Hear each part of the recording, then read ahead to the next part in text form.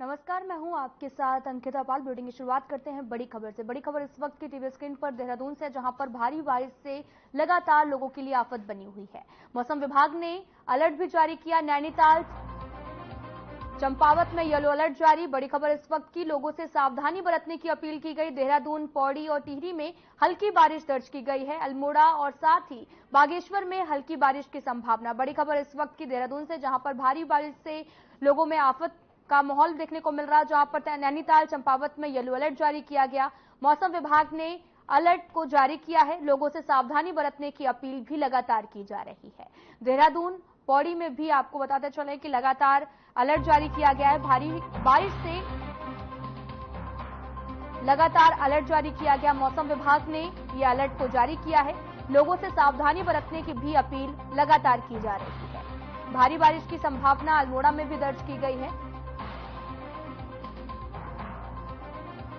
नैनीताल, चंपावत में yellow alert जारी किया गया। मौसम विभाग ने अलर्ट को जारी किया है। लोगों से सावधानी बरतने की भी लगातार अपील की जा रही है।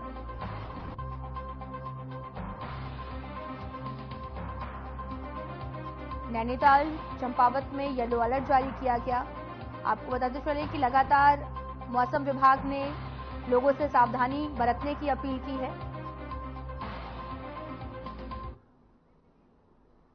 मंगलौर विधानसभा क्षेत्र में मतदान प्रक्रिया का आरंभ हो चुका है। लोगों में मतदान के प्रति भारी उत्साह देखने को मिल रहा है। मतदान केंद्रों पर सुबह से ही लंबी लंबी कतारें देखने को मिल रही हैं।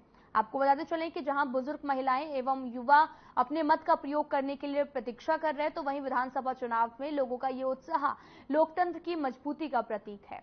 वहीं केंद्रों पर सुरक्षा के पुख्ता इंतजाम भी किए गए हैं। चुनाव आयोग ने सभी आवश्यक व्यवस्थाओं को सुनिश्चित किया है, ताकि मतदान प्रक्रिया सुचारू रूप से संपन्न हो सके।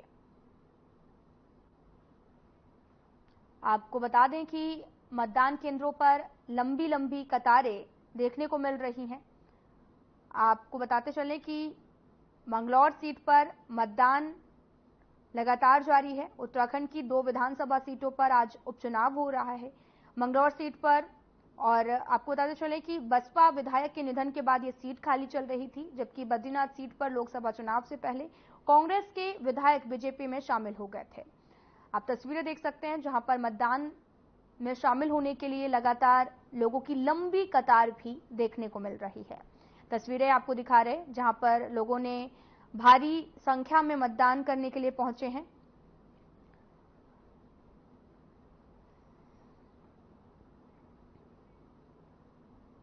मंगलौर विधानसभा के लिबरहड़ी गांव का वीडियो वायरल हो रहा है, जिसको लेकर कांग्रेस ने बीजेपी पर गंभीर आरोप लगाए हैं। कांग्रेस के कार्यकर्ताओं का कहना है कि बीजेपी समर्थकों ने मतदाताओं को डराने और कांग्रेस समर्थकों को वोट देने से रोकने के लिए हिंसा का सहारा अपनाया है। उन्होंने चुनाव आयोग से इस मामले में तुरंत हस्तक्षेप करने, दोषियों के खिलाफ सख्त कार्रवाई करने की भी मांग की है।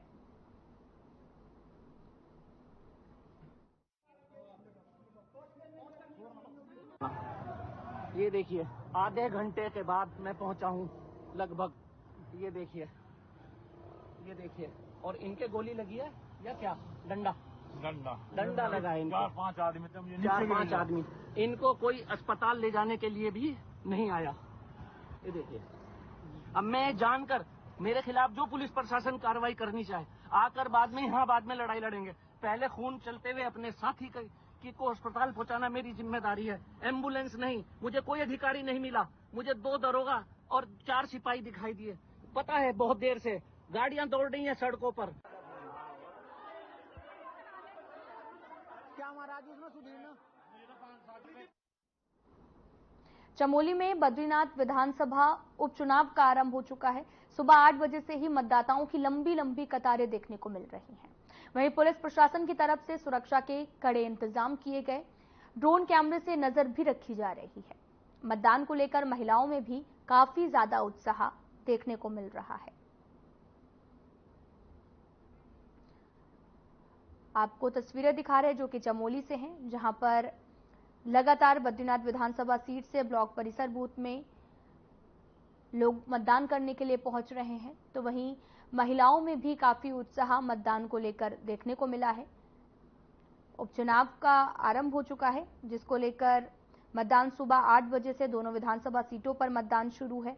बद्रीनाथ विधानसभा में 208 मतदेय स्थलों पर मॉक पोल होगा और साथ ही आपको बताते चलें कि यहां पर मतदान की प्रक्रिया भी जारी है, जिस दौरान महिलाओं ने वोटिंग में चढ़-बढ़कर भी हिस्सा लिया है। मंगलौर विधानसभा में अब तक 5 चुनाव हुए हैं, जिनमें से 4 बार बसपा प्रत्याशी की जीत मिली है। 2002 के पहले चुनाव में 21,155 वोट के साथ बसपा के काजी निजामुद्दीन ने जीत दर्ज की थी। आपको बताते चले कि मतदान केंद्रों पर लंबी लंबी लाइनें भी देखने को मिल रही हैं।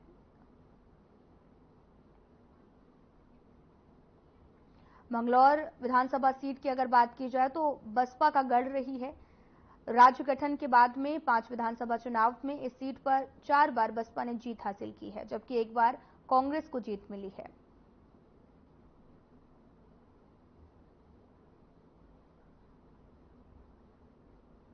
बद्रीनाथ से बीजेपी ने आपको बताते चले कि पूर्व विधायक राजेंद्र भंडारी को प्रत्याशी बनाया है और भंडारी लोकसभा चुनाव के दौरान कांग्रेस छोड़कर बीजेपी में शामिल हो गए थे, जिसके बाद में दोबारा से उपचुनाव कराना पड़ा। तो आपको सीधा लिए चलते हैं दिल्ली, जहां पर श्री केदारनाथ मंदिर पहुंचे हैं सीएम धामी और दिल्ली धाम का भूमि पूजन कार्यक्रम में भी सम्मिलित हुए और साथ ही सीएम धामी ने यहां पर प्रतिभाग किया है। देवभूमि कहा गया है इसको और उस देवभूमि के जो मुख्यमंत्री हैं वो पुष्कर सिंह धामी हैं। आप ये मानिए कि उत्तराखंड से आज बाबा केदार दिल्ली पर भी कृपा कर रहे हैं कि हमारे मुख्यमंत्री खुद भूमि पूजन करने के लिए इस धाम का यहाँ उपस्थित है। मेरा मन करता है कि एक बार पूरा सदन कैसे स्वागत होना चाहिए धामी जी का। कमजोर है, तालियां उठे जोर से, बोलो बाबा केदार धाम की। भाई पुष्कर धामी, भाई पुष्कर धामी, भाई पुष्कर धामी।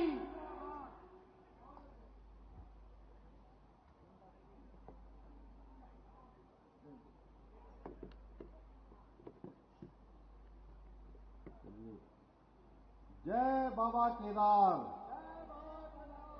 बाबा केदारनाथ की, बाबा केदारनाथ की, खंडेश्वर महादेव की, हर हर महादेव, हर हर महादेव। जय श्री राम, जय श्री राम। केदारनाथ धाम, केदारनाथ मंदिर के आज शुभ भूमि पूजन के अवसर पर मंच पर आसीन अभी आप सब लोगों ने जिनका उद्बोधन सुना, जो हमारे आध्यात्मिक जगत में संपूर्ण जगत को दिशा देने का काम करने वाले पूज्य स्वामी कैलासानंद जी, पूज्य राघवेंद्रानंद जी और हमारे भारत सरकार के मंत्री और अल्मोड़ा पिथौरागढ़ लोकसभा क्षेत्र के लोकप्रिय सांसद भाई अजय टमटा जी, इस पूरे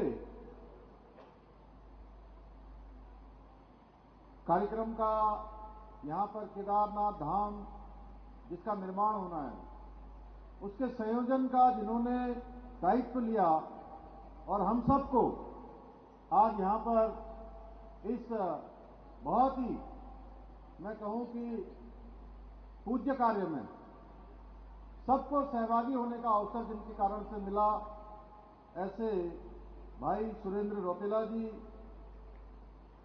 सल्ट क्षेत्र के लोकप्रिय विधायक आदरणीय महेश जीना जी, रानीखेत विधानसभा के लोकप्रिय विधायक भाई डॉक्टर प्रमोद नैनवाल जी, यहां के हमारे लोकप्रिय विधायक श्री संजीव झा जी, मंच पर आसीन, अरे बाद में दिखाई दे रहे महाराज जी, जिन्होंने गंगा बचाओ, गौ बचाओ ऐसे अनेक अभियानों का जिनके नेतृत्व में, जिनके मार्गदर्शन में आज एक लंबी श्रृंखला पूरे देश के अंदर बढ़ रही है, ऐसे पूज्य गोपालमणि जी महाराज, कंचनगिरी जी महाराज, और जिन्होंने इस पूरे स्थान को इस पूज्य काम के लिए दिया है, ऐसे श्री जयनारायण अग्रवाल जी, श्री कपिल त्यागी जी, श्रीमती सुमन मित्तल जी, केएल गर्ग जी, संस्था के प्रेरणा स्रोत DK गुप्ता जी, नीरज मित्तल जी, शिवचरण गोयल जी, विधायक मोतीनगर एवं विनय जी, सुरेश कलाकोटी जी हमारे सल्ट क्षेत्र से आए, और मंच पर आसीन हमारे सभी प्रमुख पदाधिकारीगण, सभी प्रमुख जन एवं इस कार्यक्रम में आए हुए सभी हमारे बड़े बुजुर्ग, सभी उपस्थित माताएं, बहनें, मेरे नौजवान साथियों, पूज्य सभी हमारे विद्वान ब्राह्मणगण, पूज्य पुरोहितगण, उपस्थित पत्रकार मित्रों एवं छायाकार बंधुओं, मैं आज इस बुराड़ी क्षेत्र में निर्मित होने जा रहे बाबा केदारनाथ जी के मंदिर के भूमि पूजन के कार्यक्रम में आए हुए सभी शिव भक्तों का, सभी हमारे भक्तगणों का देवभूमि उत्तराखंड के मुख्य सेवक के नाते आप सभी का हृदय से स्वागत करता हूं, अभिनंदन करता हूं। और बाबा केदार के इस मंदिर के निर्माण की शुरुआत होने पर आप सभी शिव भक्तों को भी कोटि कोटि बधाई देता हूं, शुभकामनाएं देता हूं। भाइयों बहनों, ये मेरा भी सौभाग्य है कि केदारनाथ धाम ट्रस्ट दिल्ली में पूज्य हमारे संतगणों के सानिध्य में आप सबके बीच में मुझे भी आज इस शुभ अवसर पर इसका साक्षी बनने का अवसर दिया। मैं इसके लिए हृदयपूर्वक हमारे केदारनाथ धाम ट्रस्ट दिल्ली का, भाई सुरेंद्र रौतेला जी का, भाई महेश दीना जी का, क्योंकि इन दोनों का विशेष आग्रह था कि पूज्य स्वामी जी आ रहे हैं और आपको भी यहां आना है, तो मुझे भी आप सबके बीच में आने का सौभाग्य प्राप्त हुआ। भाइयों बहनों, आज क्योंकि बाबा केदार का यहां पर मंदिर बनने जा रहा है, बहुत शुभ कार्य है, लेकिन उससे पहले 2 मिनट पहले मैं थोड़ा सा 2 दिन पहले जो जम्मू और कश्मीर में एक बड़ी आतंकी घटना हुई, कायराना हमला हुआ, उसमें देवभूमि उत्तराखंड के 5 वीर जवानों को वीर गति को प्राप्त हुए। मैं उनकी दिवंगत आत्माओं की शांति के लिए भी बाबा केदार से प्रार्थना करता हूं।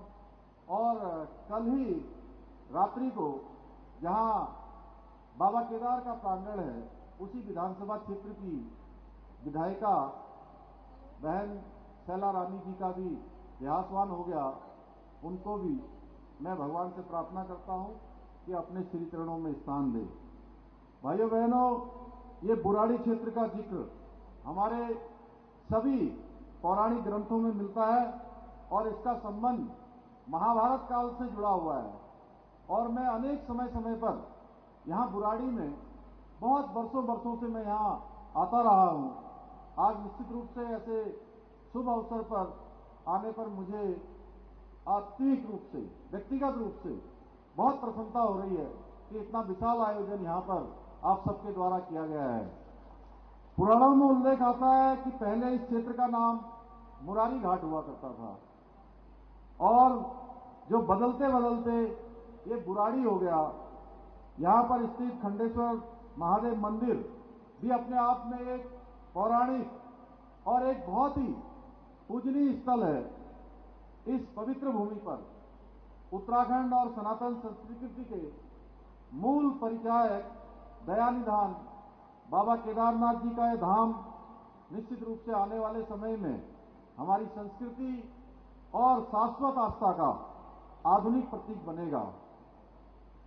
इस मंदिर को बनाने में न केवल शिव भक्तों की आस्था को बल मिलेगा, बल्कि सनातन संस्कृति का भी प्रचार और प्रसार होगा।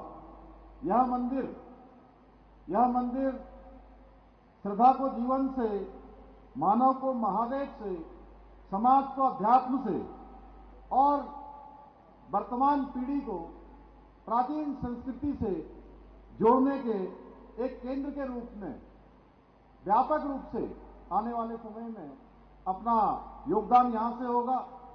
भाइयों बहनों, आदरणीय प्रधानमंत्री जी के नेतृत्व में आज संपूर्ण विश्व में भारत की सनातन संस्कृति की ध्वजा फहर रही है। इसका साक्षात उदाहरण है उज्जैन में महाकौल लोक का निर्माण, काशी में भव्य काशी कॉरिडोर का निर्माण और उसके बाद अभी हाल में ही हम सब के आराध्य देव भगवान श्री रामचंद्र जी का अयोध्या में भव्य और दिव्य मंदिर का निर्माण हमारी आस्था और संस्कृति को न सिर्फ भारत में बल्कि विश्व पटल पर भी एक नई पहचान दिलाने का काम कर रहे हैं। और मैं कह सकता हूं कि यह कालखंड पूरी दुनिया के अंदर भारत की इस सनातन संस्कृति का एक पुनरुत्थान का कालखंड है। पहले के समय में जब विदेशी मेहमान भारत में आया करते थे तो उनको ताजमहल की प्रतिकृति भेंट होती थी। लेकिन अब हमारे लिए बहुत गर्व की बात है कि अब भारत अपने जो आने वाले विदेशी अतिथि हैं, विदेशी मेहमान हैं, उन अतिथियों का स्वागत श्रीमद् भगवत गीता की प्रति भेंट करके करता है या रामायण भेंट करके करता है। आदरणीय मोदी जी के प्रयासों से आज सनातन संस्कृति के महत्वपूर्ण अंग योग एवं प्राणायाम को आज विश्व में एक नई पहचान मिली है। अभी भाई अजय टमटा जी कह रहे थे कि इस बार के योग दिवस में मैंने और भाई अजय टमटा जी ने सुदूर 17,000 फुट की ऊंचाई पर जौलीकौन, आदि कैलाश और पार्वती कुंड के पास जाकर योग किया था। उसके पीछे एक ही हेतु था हमारा कि हमारा केदार धाम हो, आदि कैलाश धाम हो, हमारे 4 धाम हो, वो पूरी दुनिया के अंदर आज लोगों के बीच में जा रहे हैं और निरंतरता से आगे भी इसका प्रचार प्रसार भी होता रहे। आज संपूर्ण विश्व योग की शक्ति को पहचान कर इसको अपने जीवन का हिस्सा बना रहा है, दैनिक दिनचर्या में उसको शामिल कर रहा है। भाइयों बहनों, आदरणीय मोदी जी के नेतृत्व में केंद्र सरकार ने हमारा जो उत्तराखंड के अंदर केदारनाथ धाम है और बद्रीनाथ धाम, जिसके बारे में भाई अजय टमटा जी बता रहे थे, आज करोड़ों रुपए की काम से पुनर्निर्माण और नवनिर्माण के कार्य हो रहे हैं। आप में से अधिकांश लोग बाबा केदार के दर्शन करने जाते हैं, भगवान बद्री विशाल जी के दर्शन करने जाते हैं। तो आने वाले समय में जहां आपको बाबा केदार का प्रांगण एक भव्य केदार और दिव्य केदार के रूप में दिखाई देगा, वहीं बाबा बद्री विशाल का मास्टर प्लान पूरे हो जाने पर विश्व का एक नया स्थल बाबा केदार के नए रूप में आपको दिखाई देगा। भाइयों बहनों, केदारनाथ धाम पहुंचने के लिए केदारनाथ जी का जो रोपवे है उसका शिलान्यास हो गया है। हेमकुंड जाने के लिए हेमकुंड साहब रोपवे का भी शिलान्यास हो गया है। इन दोनों के रोपवे के पूरा हो जाने के बाद जो यात्रा हेमकुंड साहब की कई दिनों में पूरी होती है, 3 दिन 4 दिन लगते हैं, वो यात्रा कुछ ही घंटों में पूरी हो जाएगी। और केदारनाथ जाने के लिए जो लगभग 20 किलोमीटर का पैदल मार्ग है, वह भी कुछ ही मिनटों में पूरा हो जाएगा। भाइयों बहनों, इसके साथ ही जो बुजुर्ग लोग हैं उनको भी बाबा के दर्शन करने में बहुत आसानी होगी। भाइयों बहनों, उत्तराखंड की हमारे राज्य की सरकार भी सनातन संस्कृति के प्रचार और प्रसार के लिए हमारे जो पौराणिक स्थल है उनके पुनरुत्थान की दिशा में तेजी से काम कर रही है। और चाहे आज हमारे चार धाम के अंदर आने वाले जितने भी स्थान हैं, जितने भी हमारे देव स्थान हैं, हमारे यमुनोत्री, गंगोत्री, बद्रीनाथ जी, केदारनाथ जी के अतिरिक्त भी अन्य स्थानों को भी आज हम विकसित करने की दिशा में आगे बढ़ रहे हैं। क्योंकि इस समय आप देख रहे होंगे कि चार धामों पर आने वाले लोगों की संख्या हर साल बढ़ती जा रही है। पिछले वर्ष ये संख्या लगभग 56 लाख पहुंची थी और इस बार 50 दिनों में ही 30 लाख से ज्यादा की संख्या का आंकड़ा पूरा हो गया है। भाइयों बहनों, क्योंकि जो हमारे धाम है उनका अपनी एक बियरिंग कैपेसिटी है, एक धारण क्षमता है, इसलिए हमने ये आगे के लिए जो हमने प्लान किया है उस प्लान में रखा है कि धामों के आसपास अच्छे स्थानों का डेवलपमेंट किया जाए, उनको विकसित किया जाए, उनको धार्मिक रूप से, आध्यात्मिक रूप से, पर्यटन की दृष्टि से हम उस दिशा में तेजी से काम कर रहे हैं। हम चार धाम यात्रा को सुव्यवस्थित और सुरक्षित रूप से चलाने के लिए प्रतिबद्ध हैं, क्योंकि पूरी देश दुनिया के श्रद्धालु चार धाम यात्रा में सम्मिलित होते हैं। हमने जगह जगह मेडिकल कैंप लगाने के साथ ही यह भी सुनिश्चित किया है कि कोई यात्री अगर चलते हुए, ट्रैक करते हुए यदि बीमार हो जाता है तो उसको एयरलिफ्ट करके अस्पताल तक पहुंचाया जा सके। भाइयों बहनों, जहां हम चार धाम यात्रा को पूरी तरह से व्यवस्थित करने के लिए काम कर रहे हैं, वही मानसखंड मंदिर माला मिशन के तहत उत्तराखंड के अन्य जो हमारे पौराणिक जो मंदिर हैं उनके पुनर्विकास के लिए भी काम कर रहे हैं।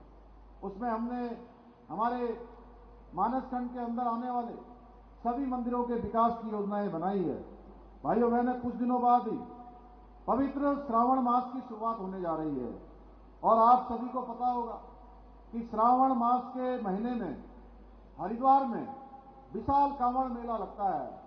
पूरे भारत के सभी श्रद्धालु शिव भक्त मां गंगा का जल लेने के लिए हरिद्वार पहुंचते हैं, जो भगवान शिव के प्रति गहरी शक्ति और सामूहिक आस्था का प्रतीक है। पिछले वर्ष 4 करोड़ से भी ज्यादा शिव भक्त कांवड़ियों ने मां गंगा का जल लेकर अपने अपने स्थानों पर प्रस्थान किया था। मां गंगा के आशीर्वाद से इतना बड़ा कांवड़ मेला सकुशल संपन्न हुआ था।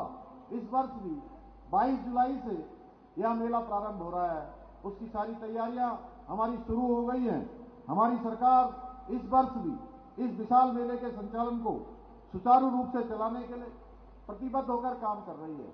मैं भी जब से मैंने मुख्य सेवक के रूप में ये दायित्व में काम करना शुरू किया, तब से हर वर्ष मेले की तैयारियों के लिए जो भी बैठक होती है उस बैठक में स्वयं प्रतिभाग करता हूं। मैं भी कोशिश करता हूं कि भगवान के इस शुभ कार्य में सम्मिलित हूं और जो भी योगदान कर पाऊं वो योगदान करता हूं।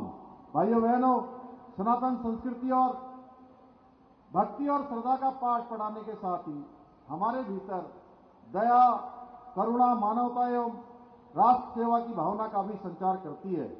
मुझे पूरा विश्वास है यहां पर बनने वाला यह भव्य केदारनाथ धाम सनातन संस्कृति का, समृद्धि का द्योतक होगा और पूरी मानवता को प्रेरणा देने का काम करेगा।